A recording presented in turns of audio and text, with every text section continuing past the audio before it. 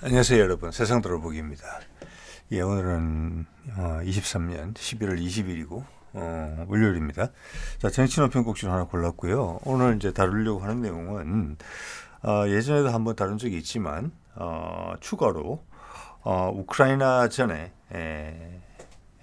어떻게 관련된 일반 언론에는 잘 나오지 않는, 그렇지만은 너무나 이 사안의 무게중심의 핵심에 있는 사안들이죠. 그런 것들 추가로 좀 파악이 됐기에 거기에 대한 정보를 좀 공유를 하려고 하고요. 자, 미국과 러시아가 우크라이나전을 두고 서로 밀고 당기는 과정에서 그들이 화해를 도모할 때 항상 한반도 이야기가 시기적으로 일치하면서 발생을 해요. 자, 그 상관관계가 제 입장에서는 엄청나게 관심이 있죠. 그래서 한반도가 가지는 의미, 한반도의 소통이 가지는 의미, 이제 미래 사회에 있어서 우크라이나전이 어떤 식으로든지, 우크라이나전은 이미 폐색이 짙었으니까. 근데 지금은 이제 그 가자 전쟁하고 이어지는 판국이라서 두 개가 한 묶음이 돼 있죠. 이들 전쟁이 끝나고 세계가 새로운 세상을 맞이하게 됐을 때 한반도의 위상이 상당히 중요하게 된다. 이런 걸 느낄 수가 있어요. 자, 여기에 관련된 이야기를 좀 드려볼까 합니다. 기본적으로는 우크라이나전을 맞이해서 우크라이나전에 임하는 바이든의 머릿속을 들여다보는 거랑 좀 마찬가지예요. 상당히 이해하기 어려운 그런 결정들을 많이 내리고 있고, 현재는 그가 곧 미국이기 때문에 미국이 이런 국제 관계에서 어떤 선택들을 하는지에 대한 그런 관점도 우리가 좀 가져볼 수 있어요. 되게 현실적이 되는 것이죠. 자, 지난번에 다뤘지만 여기도 이제 제프리 삭스와 존 미어샤이머의 최근 책에 대한 이야기 2편입니다. 사실은 2편인데 이제 추가로 우리한테 소중한 정보들이 좀 나왔죠. 많은 사람들이 좀 알아야만 되는, 굳이 우리나라 사람들뿐만이 아니라 세계 사람들이 많이 알아야 되는 그런 내용이고, 이 제프리 삭스와 존 미어샤이머는 지난번에도 말씀드렸지만 세계적인 석학이라고 볼 수 있습니다. 이 분야에 있어서. 그리고 나이들도 많아요. 자, 이런 사람들이 나서서 이 정도까지 한다는 것은 일단 두 사람 다 미국 사람이기 때문에 미국이 지금 아주 중요한 순간에서 좋은 결정을 하고 있지 못하다.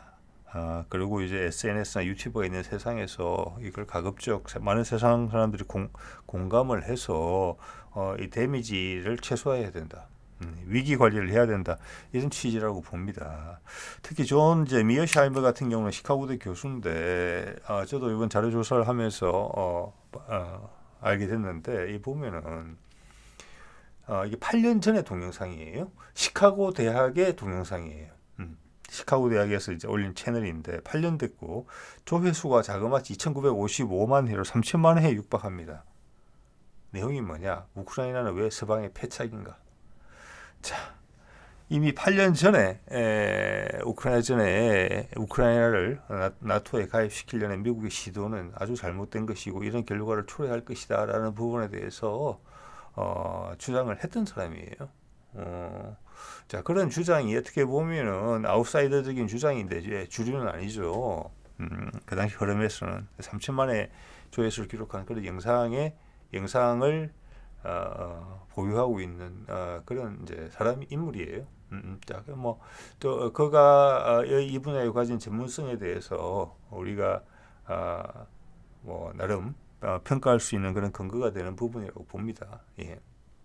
자, 그래서 우크라이나전을 좀 살펴보면은 이제는 제 채널을 보시는 분들은 어차피 여러분이나 저랑 같이 공부하는 입장인데, 이런 대외적인 부분은, 자, 우크라이나전의 핵심 발발 이유는 공격은 러시아가 했지만 사실은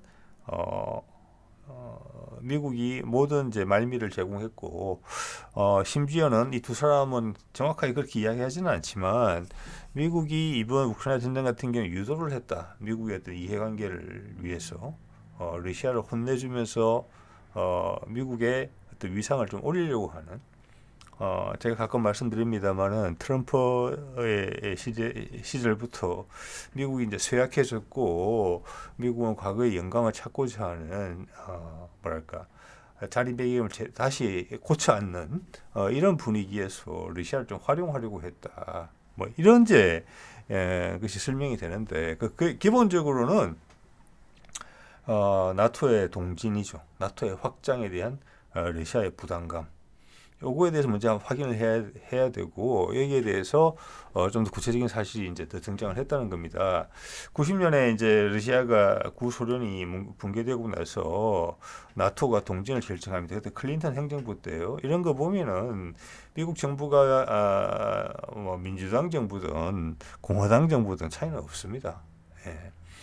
자, 저때도 미국 내부에서는 반대가 있었던 것으로 보입니다. 이제는 러시아가 구소련이 붕괴됐기 때문에 러시아는 우리 친구인데 나토는 군사 동맹 체계거든요. 미국이 유럽에 영향력을 행사하는 수단이거든요. 네, 이 사람들은 차마 미국 사람들이라서 그 이야기까지는 하진 않지만 여기서 왜 유럽을 놔주지 않고 왜 나토를 더 확대하려고 했을까? 나중에 러시아가 체력을 회복하면 큰 반발이 있을 수 있다는 경고가 내부에도 있었어요. 러시아가 밀어붙였다는 것이죠. 자, 이거는 어떻게 이해를 해야 되느냐 하면은 내가 성자로서 나의 전리품을 챙겨야 되겠다. 내가 영향력을 미칠 수 있는 시스템. 나토 밑에 EU가 있다. 이런 그 설정을 미국이 했다는 거예요. 왜? 우리가 소련을 멸망시켰기 때문에. 우리 전리품을 챙겨야 되겠다. 이렇게밖에 해석이 안 되는 겁니다. 자, 그래서 결정을 하고 결국에 계속 이어지죠. 99년에 폴란드, 헝가리, 체코가 나토에 가입을 하고 2004년에 루마니아, 불가리아, 슬로바키아, 슬로베니아 자꾸 다가와요. 뭐 여기서는 당연히 구두로 구소련이 이제 붕괴될 때 우리는 절대 나토 확대하지 않는다 이런 약속을 고르바초프한테 했다는 이야기도 당연히 있습니다. 사실인 것으로 알려지고 있죠. 이때 이 기간 중에 걸쳐서 2000년 무렵에 2000년에 푸틴이 등장을 합니다. 그래서 이제 러시아가 체력을 회복하기 시작하죠. 자, 여기 보면은 이제 좀 더 가까이 다가와서 2008년 4월에 나토 연례 정상회의가 있었어요. 부카레스트에서 이때 핵심적인 결정을 합니다.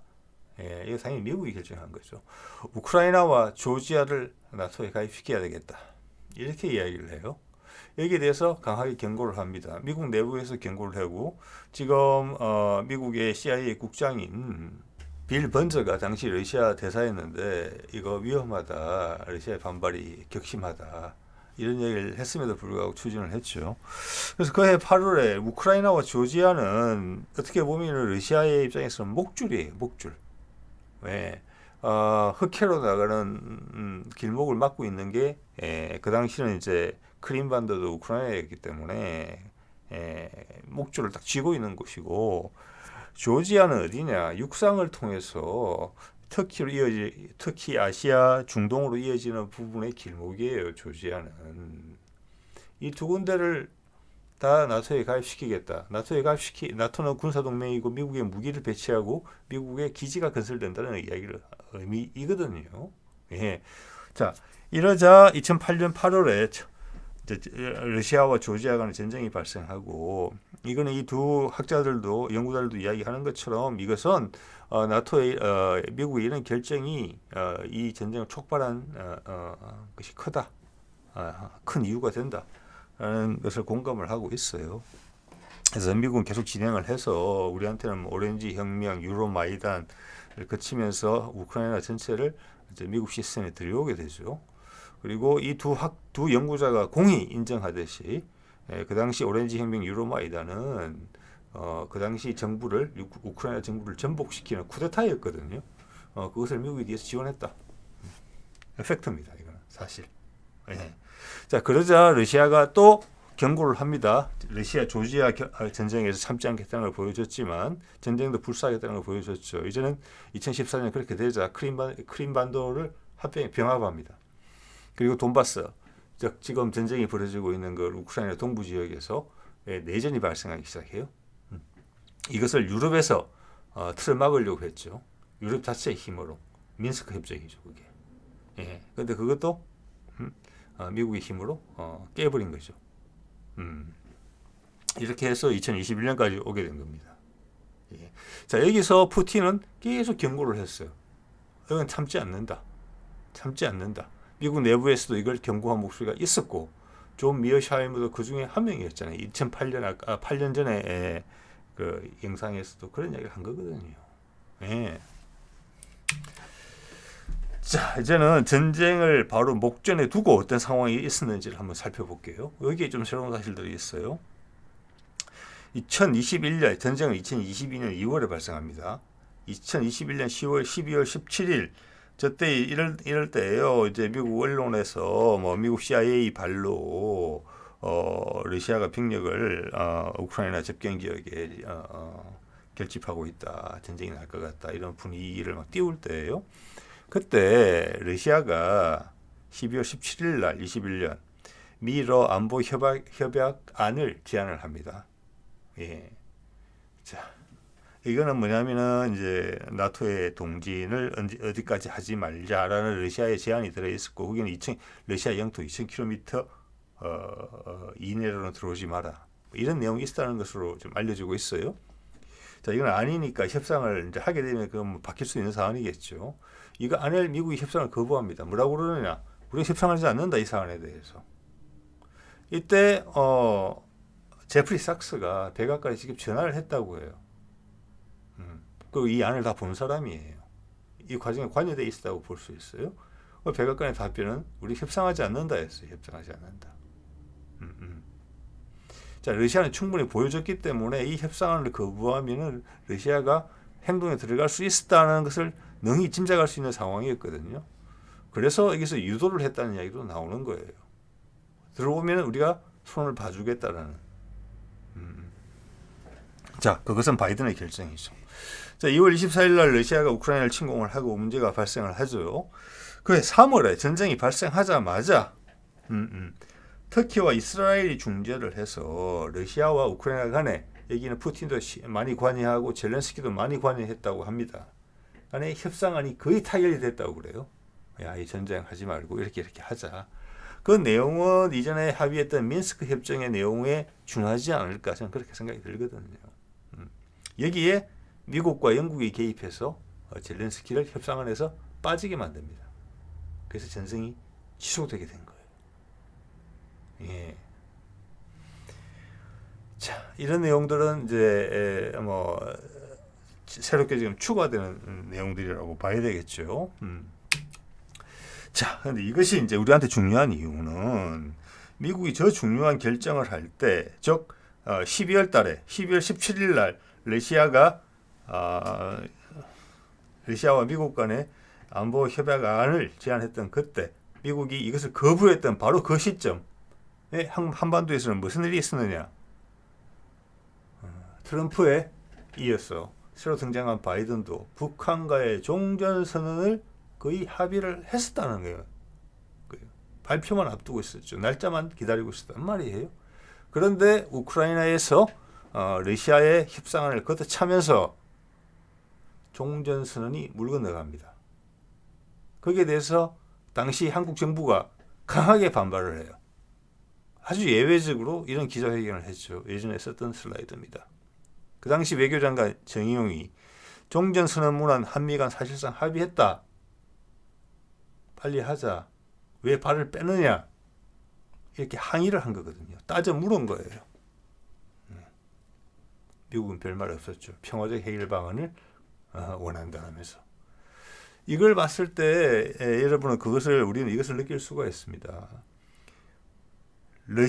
우크라이나에 있어서 우크라이나전을 통한 러시아와의 관계는 한반도 상호가 연동이 되어 있다. 두 개가 동시에 악화되거나 두 개가 동시에 부드러워진다. 이걸 느낄 수가 있어요. 처음으로. 네. 자, 이때 처음에 물 건너간 겁니다. 이때는 문재인 때입니다.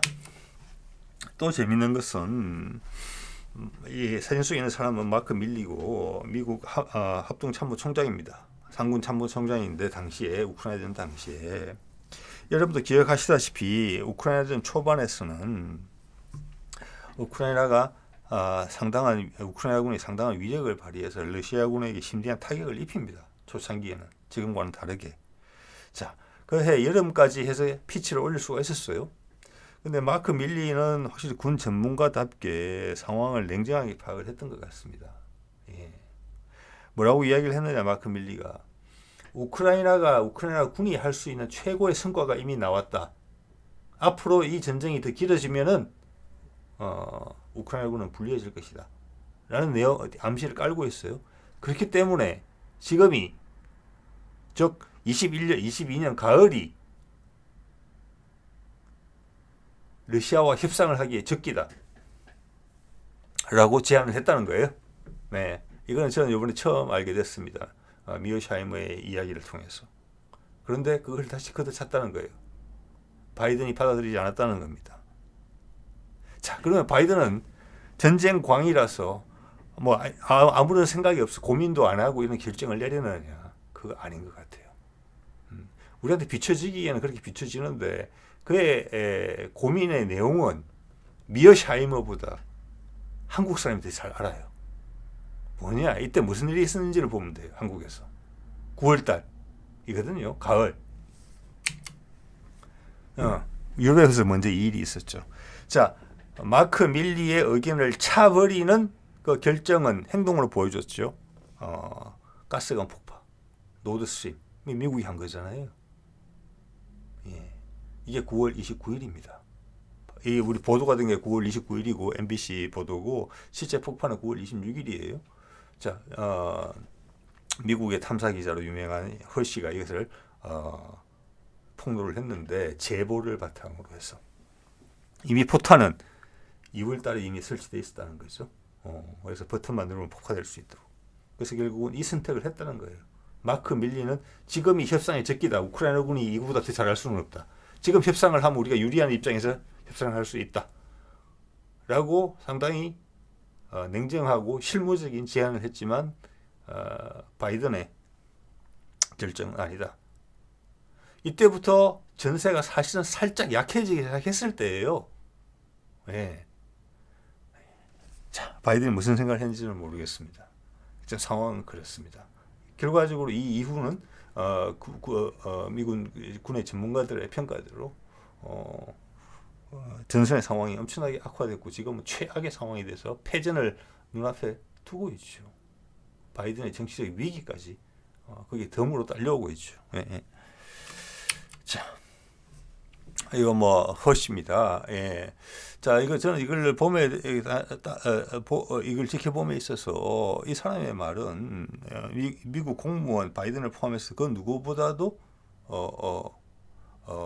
정당성과 신뢰를 보장할 수 있는 그런 보도다. 저는 그렇게 생각을 합니다. 예. 자, 이 내부 제보죠. 내부 제보를 했고 그 내부 제보자는 미국 첩보기관에 속해 있는 사람으로 보여져요.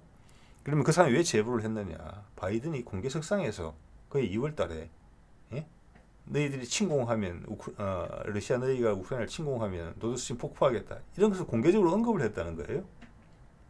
내부적인 비밀 작전인데 그래서 큰 충격을 받았다. 지금도 그런 일이 벌어지고 있죠. 제가 며칠 전에도 다뤘지만 밑에 블링컨이 심사숙고해서 시진핑과의 미팅을 주선을 했더니 샌프란시스코에서 만나고 나서 돌아서자마자 독재자라고 불렀잖아요. 내부에 제보자 나올 수 있는 겁니다. 그런 상황에서.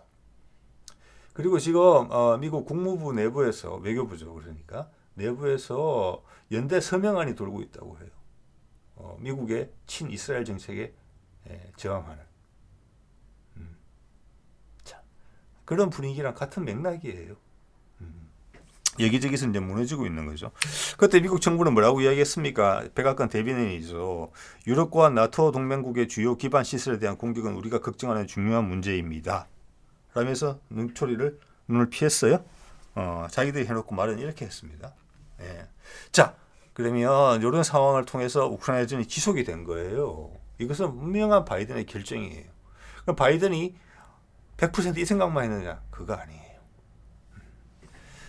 자, 같은 시기 한반도에서 무슨 일이 있었느냐? 8월 초에 펠로시가 대만을 거쳐서 우리나라를 방문해요. 윤석열을 만나려고 했지만 윤석열이 만남을 거부했습니다. 미국에서는 확 뒤집어진 일이었죠. 네. 이 사진은 그래서 펠로시 혼자서 판문점에 가서 사진을 찍고 돌아간 겁니다. 이때 북한에 대해서 아무 적대적인 이야기를 하지 않았어요. 여기 있는 미군 장병들 수고한다는 이야기만 하고 갔어요. 그러니까 왜 여기에 왔느냐? 그 이유는 명확합니다. 작년 12월 달에, 즉 21년 12월 달에 하려고 했던 종전선언 카드를 다시 써야 되겠다라고 진지하게 고민했기 때문에 그녀가 여기에 나섰던 거예요. 미국이 상당히 진지하게 접근했으면 이번에는 반드시 한다. 그렇기 때문에 바이든의 머릿속에는 우크라이나전을 확전해서 계속 가느냐, 아니면 우크라이나전에서 러시아와 타협을 하면서 한반도에서 북미 종전선언을 하느냐, 그 두 개가 또다시 연동이 돼 있어요. 그 뒤는 뭐냐? 한반도의 소통은 미국의 이해관계에도 중요하지만, 평화의 메신저로서도 중요하지만, 이거는 러시아의 동방을 개발하는 그거하고 연결이 돼 있어요. 즉 우크라이나전을 협상하는 정도가 아니라, 나토의 동진을 어느 정도 순에서 협상으로 마무리 짓는 정도가 아니라, 러시아의 동부지방을 개발시키고 한반도의 통일까지 함께 묶여져 있어서 세상에 새로운 에너지를 불어넣는 거예요. 새로운 경제적인 에너지, 새로운 비전. 여기에 아마 수소 경제로 넘어가는 그런 부분까지, 에너지 체계 전환까지 다 묶여져 있었을 거예요. 러시아와의 대화해인 거죠. 거기에 가장 큰 수혜를 보는 것이 한반도죠. 왜? 지정학적 위치가 그렇기 때문에. 그리고 우리가 그간 준비해 왔던 게 있었기 때문에. 그래서 중국도 아니고 일본도 아니고 한반도를 통해서 러시아는 가고 싶었던 거예요. 그 전에 많은 작업이 있었을 것이라고 봅니다. 한국과 러시아 간에도. 그러면 여기서 동시에 미국 입장에서는 중국을 고립시킬 수 있는, 중국을 딴지를 제대로 걸 수 있는, 러시아와 손을 잡는 거니까. 지금 강대국 중에서 지금은 어떻게 구도가 어떻게 되어 있습니까? 바이든의 계속된 오판으로 인해서 중국과 러시아가 어쩔 수 없이 가까워질 수밖에 없게 만들어 놓은 거고, 그 외에 세상의 많은 나라들이 그리 따라가고 있는 거잖아요. 브릭스를 포함해서 이번에 가자지구 전쟁을 보더라도 그렇죠. 그것을 전체의 그림을 바꿀 수 있는 상황이기 때문에 온 거예요, 이게. 즉 러시아가 손을 잡는다는 것은 중국을 고립시킬 수 있는 방안이거든요. 그러면서 지금 세상이 바뀌는 방향을 미국이 수용하겠다. 러시아는 다 양보하겠다. 너희가 그 리더십 포지션을 다 챙겨라. 러시아가 그렇다고 미국을 누르고 세계 1위가 되지는 못할 거니까. 대신 중국을 충분히 견제할 수 있을 것이다. 정치적, 경제적, 군사적, 문화적으로, 정치적으로도. 그렇기 때문에 이걸 심각하게 고민했다고 저는 봅니다. 그래서 펠로시가 안 왔죠. 미팅이 불발됐죠. 그다음 우리 이제 용산 대통령실에서 분쟁이 있었는지 안보실 2차장이 전격적으로 사퇴를 합니다. 이 사안에 있어서. 그리고 여기서 한 걸음 더 나아가서 우리 외교장관을 중국에 보내요. 그래서 중국이 동북아에 주도적 역할을 해달라. 남북 문제에 있어서도. 이런 청을 해요. 그 반도체 문제 같은 것도 우리가 너희들 미국이 뭐 수출 금지해가지고 힘들 텐데 내가 도와줄게. 이런 언급을 해요. 줄을 바꿔 타겠다는 거잖아요.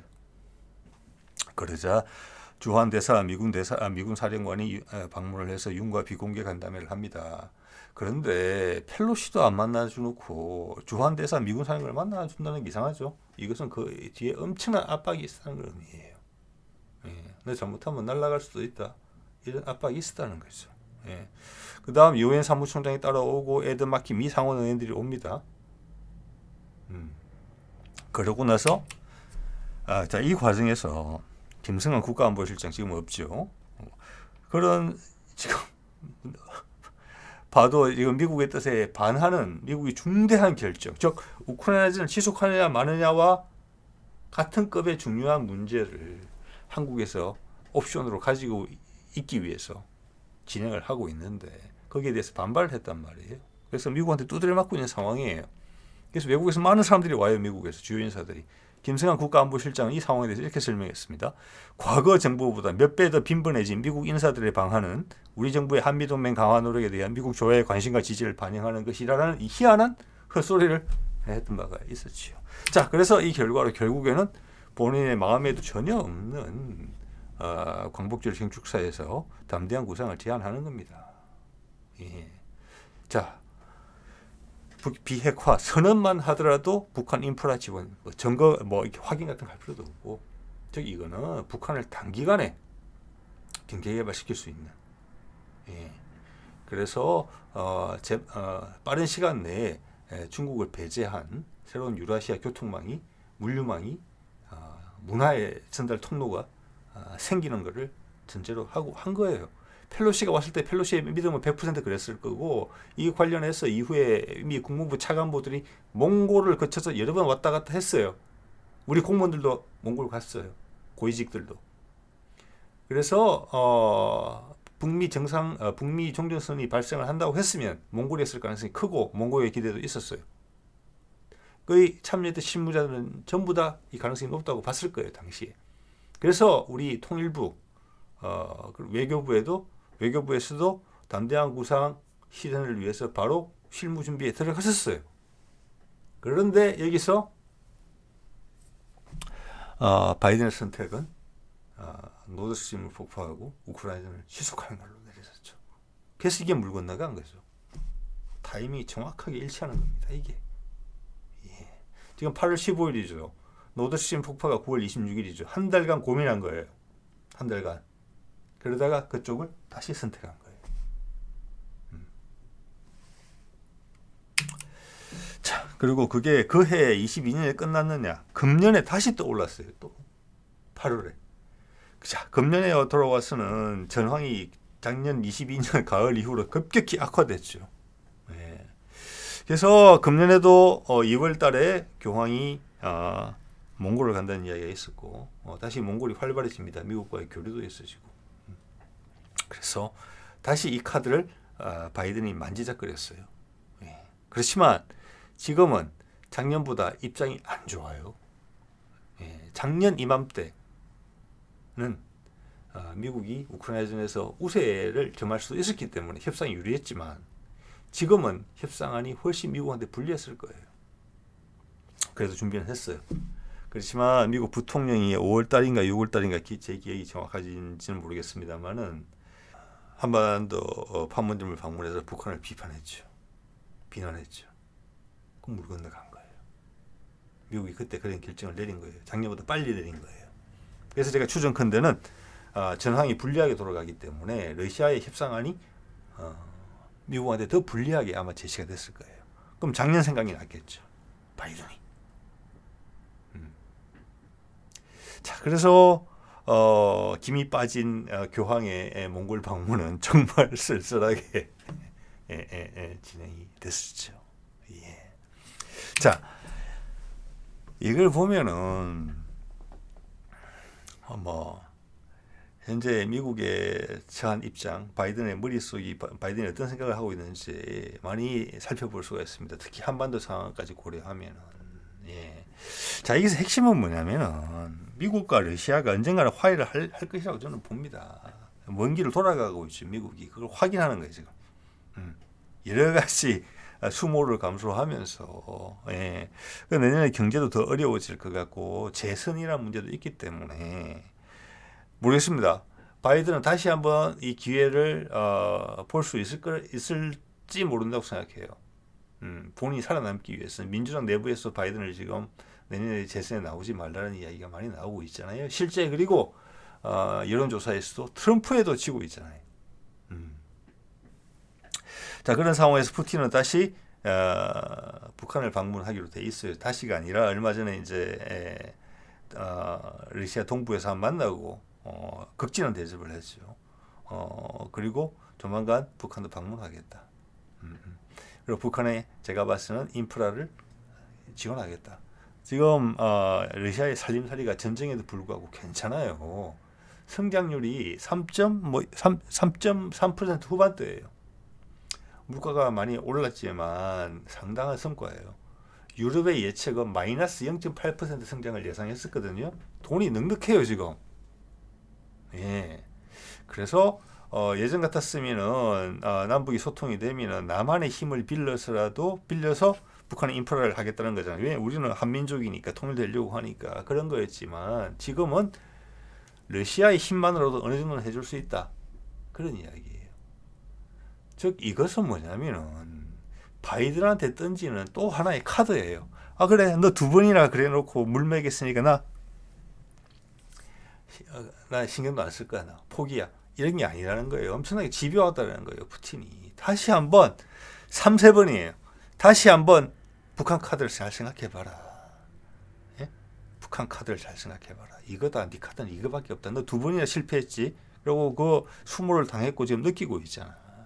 이 카드 한 번만 잘 생각해봐라. 내가 너 도와줄게. 한반도 소통하는 거. 지금 이걸 고민 중일 거라고 봅니다. 바이든은. 자, 그래서 미국 내부에서는 빨리 가자지구 전쟁을 정리를 하고 중국에 집중을 해야 된다. 그런 이야기가 나오잖아요. 그거하고 일맥상통하는 이야기예요. 중국에 집중하는 것을 훨씬 더 화려하고 멋지게 해주는 거예요. 뭐 패권 전쟁 이런 개념이 아니고 한반도 통일을 위해서 세계 최후의 분단국 미국이 관여했던 이유가 됐던 그 분단국을 스스로 해소하고 결자 해지를 하고 달러 투자를 통해서 새로운 경제 붐을 일으킨다. 미국 경제 위험하잖아요 지금. 그리고 러시아하고 화해를 한다. 그러려면 지금의 패권주의 패러다임 가지고는 안 되죠. 새로운 패러다임이 나와야 돼요. 그 미국한테 그 기회를 주겠다는 거예요. 푸틴은. 그러면 자연스럽게 중국은 내려가야 돼요. 자, 이 그림은 대단한 그림이거든요. 그래서 뭐 우리가 여기서 확인할 수 있는 것은 재차 말씀드립니다만은 푸틴과 바이든의 화해는 한반도가 핵심이다. 이겁니다. 예. 자, 오늘 이 정도 말씀드리면 될 것 같습니다. 네.